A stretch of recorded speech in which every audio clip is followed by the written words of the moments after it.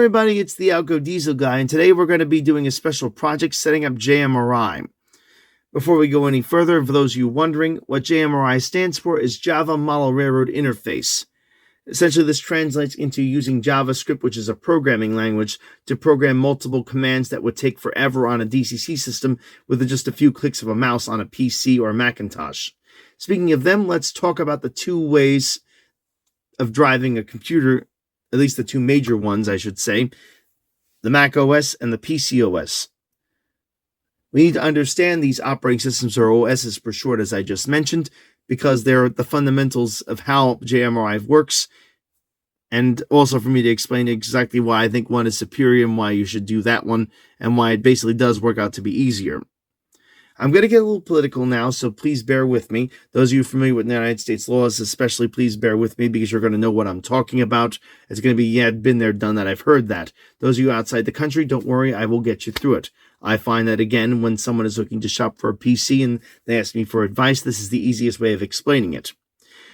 Again, there are two basic operating systems that dominate the United States PC market and most other countries. The PC is represented by the Windows system, and the Macintosh, which operates the Mac OS. Here is how the political end comes into it. These operating systems have two fundamentally different ways of approaching the way their computers operate.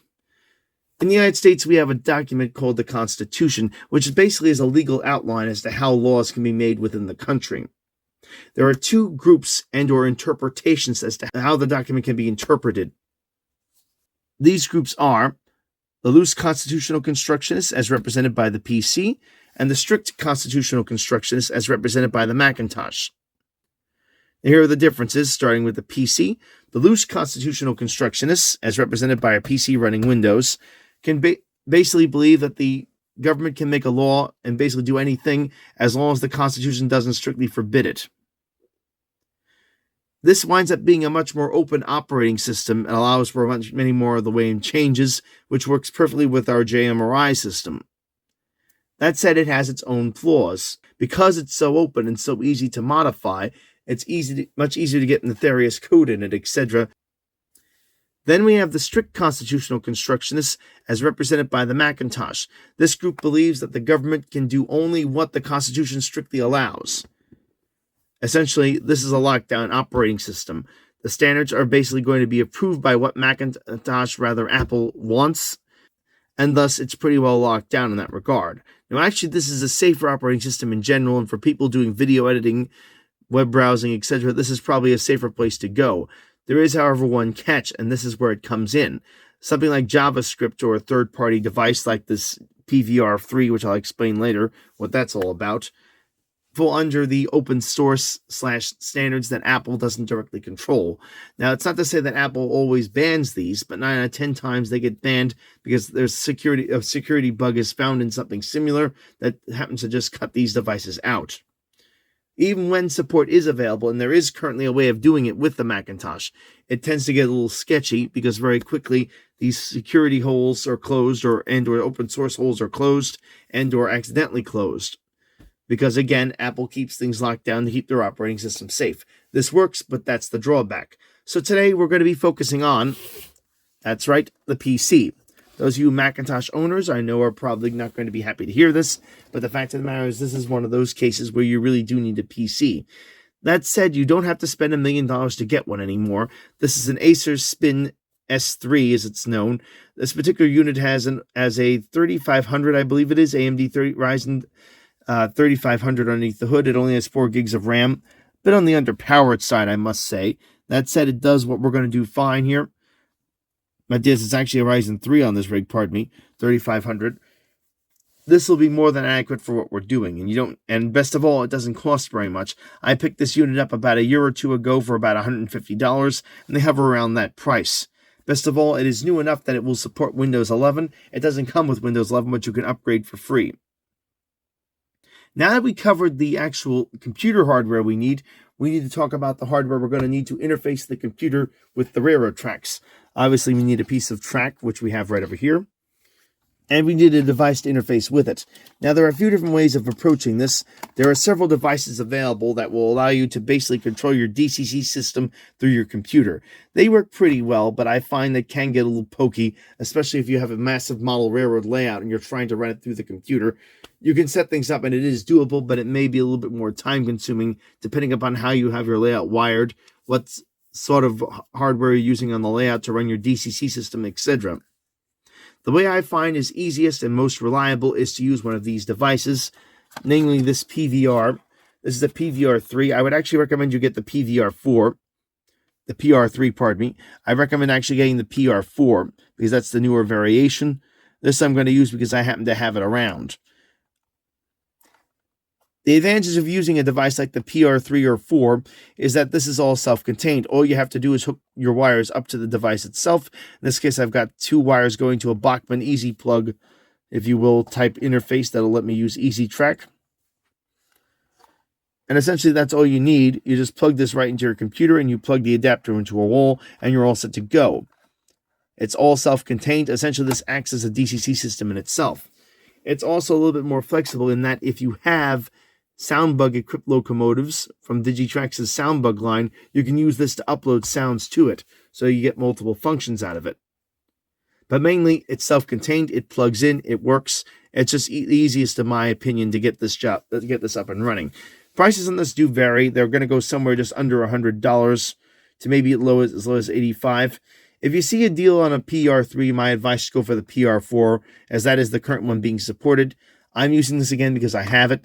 It's no longer supported by Digitrax directly. There are updates available for it, but it's tricky to come by. And eventually, once the operating system moves on, you're going to run into problems. And that's another thing I should mention about running JMRI via PC. You're actually better off keeping your older hardware handy, because while the standards of JMRI change, this standard that operates it usually doesn't. And I find that you can keep your old hardware that is designed to program with JMRI alive longer by using older PC hardware.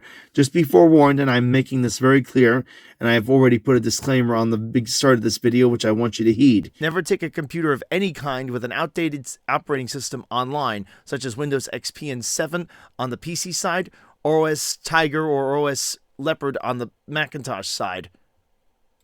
If you so choose to utilize JMRI on outdated hardware, which is still possible, please do not download updates directly to the said computer. Use a computer with an updated and still supported operating system to download said updates. You have been warned.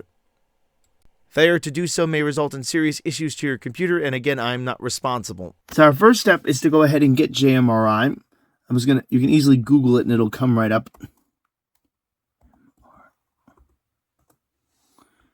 And it comes right up here off their website. Latest version comes right down there. You do need to get a version of Java. We'll deal with that in just a second. First step is to get the thing down. Make sure you get the latest variation that is in fact stable. The most recent release as of the time I'm making this appears to be 5.8. I'm going to go ahead now and do this. Again, the JMRI project, just to maintain again, is 100% free. This is free software. Don't assume that my saying it's free means you can do whatever you want with it. That is to say, redistribute it, etc. Please read the agreement if you want more information on that. Let me go ahead now and get that version up here.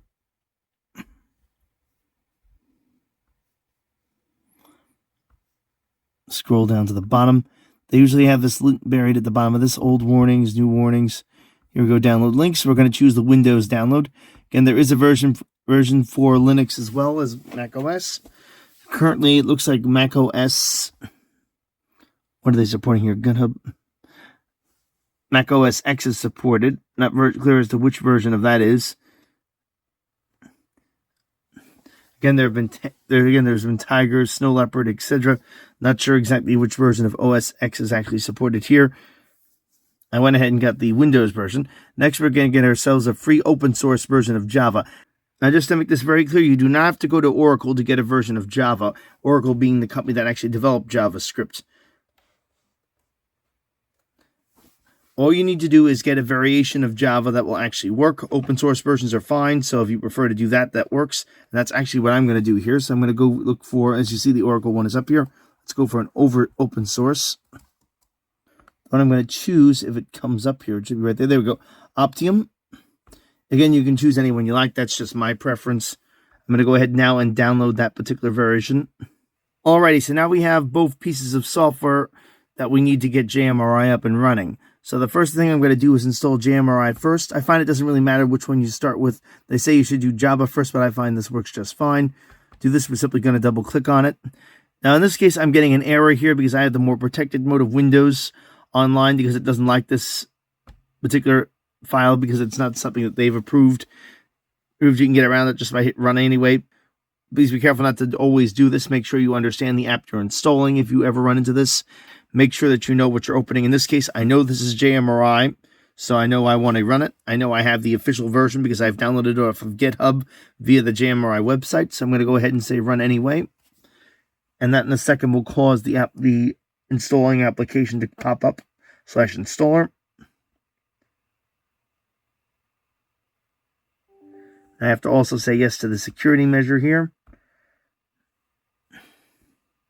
But again, I know what I'm installing, so it's perfectly fine. I'm going to hit next. I think I'm going to go put this on a different drive on this computer. It gives me a chance to select it. There it is. I'm going to go to D drive just to make it a little bit easier for me.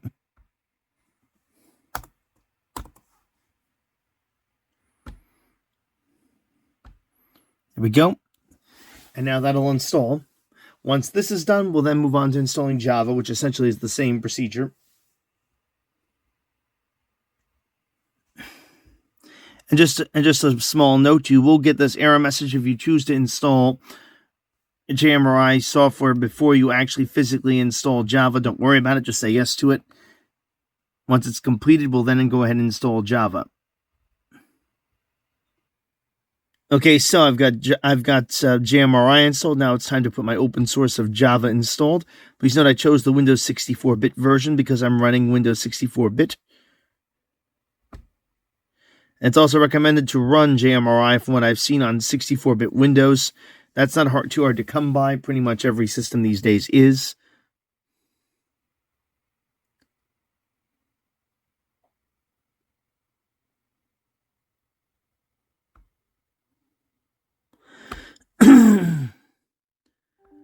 Again, I just need to go through here and just click yes to those security messages and wait for it to finish. Okay, now we have both pieces of the puzzle that makes up the software of JMRI together. That is to say, we've installed Java as well as the actual JMRI software. Next, we're going to deal with getting our hardware up and running. This PVR3 right over here, as I'll turn around and show it to you. This has to be plugged in through a USB port. Essentially what this is doing, though, the way this is developed, it's similar to the PVR2, which succeeds. The main difference is it's using a USB emulator, if you will, a parallel port emulator. This is to say this device is going to trick my computer into believing it's connected to a parallel port, while it's actually connected via a USB port that is getting the data from a parallel interface.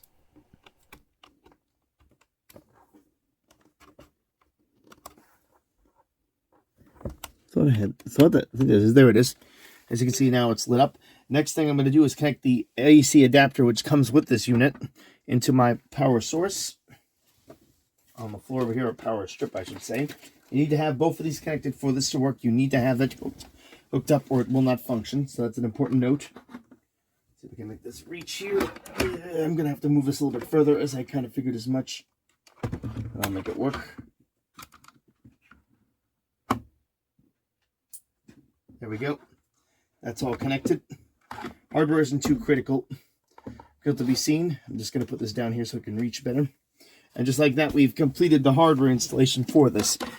Let me back up and explain. By plugging in the USB plug into my USB port on this laptop, the computer is now, and should have at least, installed a special driver to run the PVR3. Now with that driver installed, we have two software options to choose from, Decoder Pro and Panel Pro. These are the two components of basically JMRI. Panel Pro is basically for running trains. Decoder Pro is for programming locomotives. So I'm going to go ahead now and choose that, Decoder Pro, and bring it up. So double tap there on my mouse click thing. Wait for the software to come up. As you can see, the JMRI logo appears. Of course, it gets you to a setup wizard. But as you're going to follow this straight through, I'm going to say next. Now you have to select your DCC system. Now again, this depends on which type of hardware you're using, but I'm using a PVR3, and that should come up here. So I'm going to go to Digitrax, which makes that particular device. So let's go to Digitrax. And now you're going to select the system connected, which is a PR3, pardon me, PR3. I always call it PVR3, but it's a PR3. Touch PR3. Next, it's going to ask you what serial port, and this again goes back to me referring to this as a serial port emulator. The system, even though it's using a USB port to communicate with the computer, is technically emulating a serial port that the PR2 used to use. Not a big deal. You just go through here and choose whatever COM appears here. So in this case, I'm going to use COM3 because that's what comes up. And we're going to use the combined type standalone programmer. It's the easiest way of handling it, and this, of course, can handle it. Obviously, why wouldn't you choose that? That's why we chose this hardware. Using LocoNet, there are additional settings you don't have to necessarily mess with. They may improve performance, but they can also lead to stability issues. I prefer just leaving this alone, and it probably is a good idea for first-time users to follow my advice on that. Let's go ahead now and say next. Configuration is complete. Hit finish. And it should now come up. And I didn't get an error message, which means we are in good shape. Alrighty, so now we have Decoder Pro up and running. The question on many people's minds is, well, what can you do with the software? Quite a bit. Let me demonstrate. I have here, for an example, a -8 locomotive from Atlas, one of their new runs with sound on board that has not been programmed yet. So what I'm going to do now is I'm going to use this software to program it and get it up and running. Let me actually get you a little bit more light here, as I do have a light on this thing. And that is a nice looking locomotive. Let's see if Atlas's quality holds up. They've been having some weird slips lately with quality, as myself, and again, shout out to Trains with Shane. He's noticed the same thing with his recent purchases from the company. They just haven't, Atlas just has not seemed to have been on par lately. Ooh, this is interesting. It's got Microtrains couplers. It's got the shiny ones, or is that? No, it's actually the Accumates. This went to the silver coupler pins, which is unusual. They usually had them painted, or is it just the way it's gleaming in the light? Not sure. That's strange. Anywho, I got it on the track. Now I'm going to use my software to mess with this and get it going. So how do we do this? It's pretty simple. What we're going to do now is go into our software right here, which is up and running. And move this back into frame a little bit better. I'm going to have to manipulate some things so I can get both the locomotive and the software on the screen.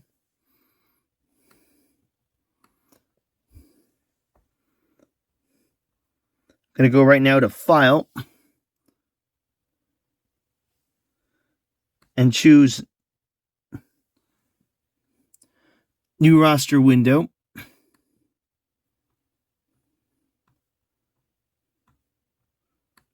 Pardon me.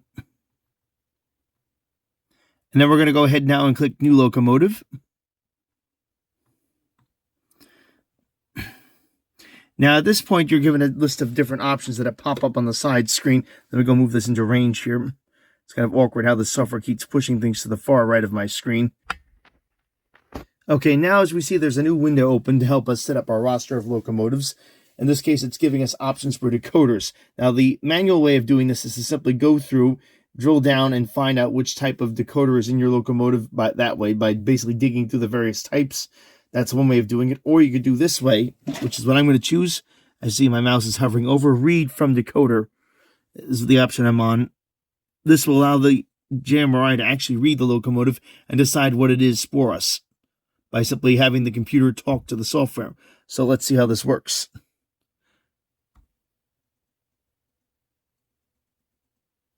Now how about this is coming across where the engine is moving, just twitching back and forth. And my PR3 is blinking, and there we go. And right there it has defined it as a Low Sound Micro 5 DCC Direct. Now I'm being given the option for the address, long or short. We're going to go with long. I believe that's what we want on this one. Active address is 128. We're going to change that to the number on this engine, which is 529. I'm going to write that right now before we stop. And now 529 has been written in. And just like that, I've done basic programming. Now, of course, that's very basic programming. What else can you do with this, you might be saying? And that's where basically the advantages of this software really start to come into play. Then we get my mouse up here. Pardon me, folks, it took a little while for this to come. So now with comprehensive programming, I can now show off the real abilities of this software. We have basic speed control here, or we have what I prefer to use, the speed table. You can basically program a speed curve in by simply manipulating these numbers. It's pretty cool how you can do all this. Let me go show you. Right now, that's our top speed here. That's our lowest speed down there. We can go with a consistent curve ratio. This is, of course, the defaults from ESU Lock Sound. If I go ahead and hit consistent curve ratio, it'll then change these settings for me to give a nice gentle speed increase. We can also shift the curve, shift left, shift right.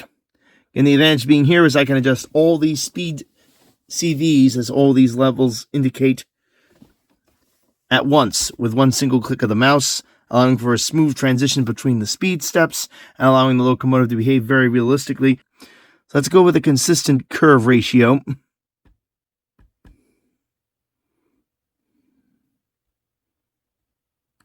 Use the table. So let's go for that one. There. Now I'm going to go ahead now and program all that in. Just going to write these changes. You're going to write the changes, mind you, or write full sheet. This will allow me to write the changes of what I just done. Let's go write full sheet, and that'll write all the changes down to this locomotive. If you note now, what it's doing is writing each CV itself individually. This, again, is the main advantage of this software. All of these curve settings that would take forever to punch in manually are all being done with one click of the mouse, and only takes a few seconds for it to complete. So now with all of that, we're done programming our engine. Let's go give it a try. So I'm going to close Decoder Pro out. You see it actually says BNSF. It's kind of hard. It won't let me expand it. But that's our ID here, BNSF number 529, like I labeled it. It's now in the roster. I can print this out if I want to. Again, if I'm going to a train show, if I want to just compare models I have and just have that piece of paper in my pocket to basically go through my roster and see what I have if I'm looking to make a purchase, etc. I'm going to go ahead now and give this a try. Okay, now that we have my locomotive all programmed, time to demonstrate if it works or not. And what better way but to use JMRI itself. I'm going to stay in Decoder Pro and go into Actions and choose New Throttle. Let me see if I can get this better in here. And go down here and say New Throttle. And right now that gives me what is essentially a virtual throttle to control this train, much like you would see on a DCC system. Can enter the locomotive's address panel right here. I'm going to go to 529.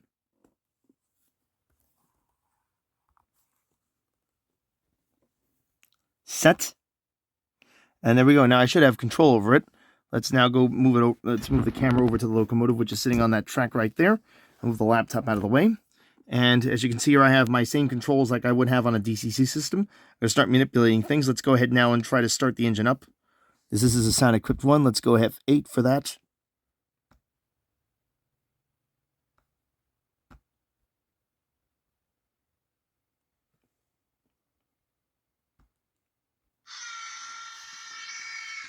There it goes.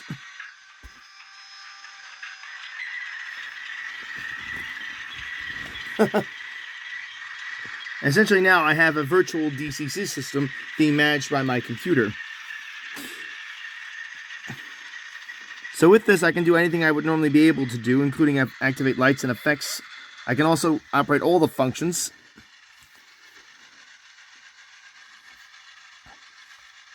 So up here I've got the lights, I got the bell, I got the lights I can turn on and off. Let's hit that again. Usually these, I find also it sometimes has to be pressed a few times for it to work.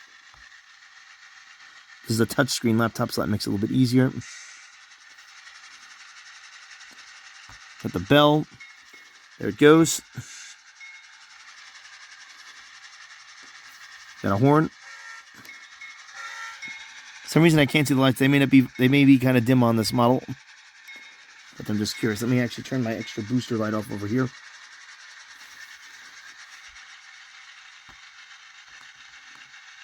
Lights don't seem to be working. That's strange. Let me go throttle up and see what it does. I've got my virtual throttle right here.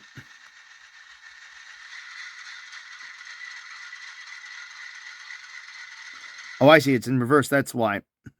Oop. Track may not be the cleanest here. This engine has also never run, so it also helps to keep your engine on track, actually, folks. Word to the wise. Let's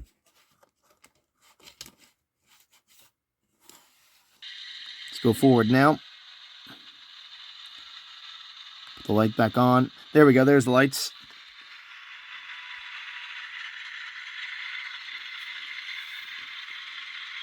See what features this has. F4. F3.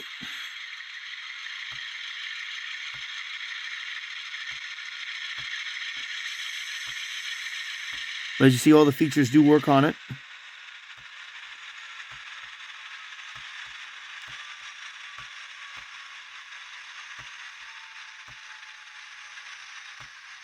Essentially, that's it. So essentially what I've done here is turn this inexpensive laptop into a very much full functioning and beyond full functioning, if you think about what it's capable of doing, DCC sound system, DCC control system.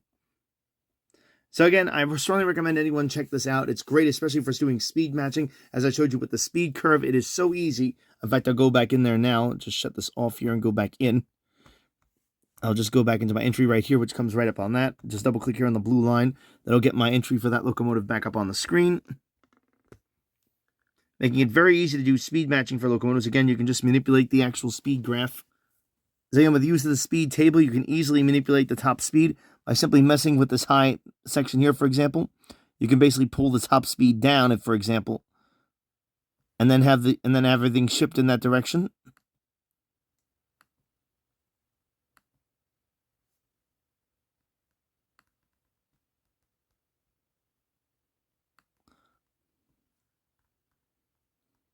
As such, just like that. You can control each speed step individually if you want to get precise speed matching. And again, once you've done all these changes, it's just one click of the mouse to get them all implemented. None of this nonsense with having to go back through each CV, manually typing in the commands, and making it all be accepted. So that's basically how JMRI works. I hope you enjoyed this video. If you liked it, give it a thumbs up. If not, thumbs down. Please like and subscribe, and as always, keep the metal side down.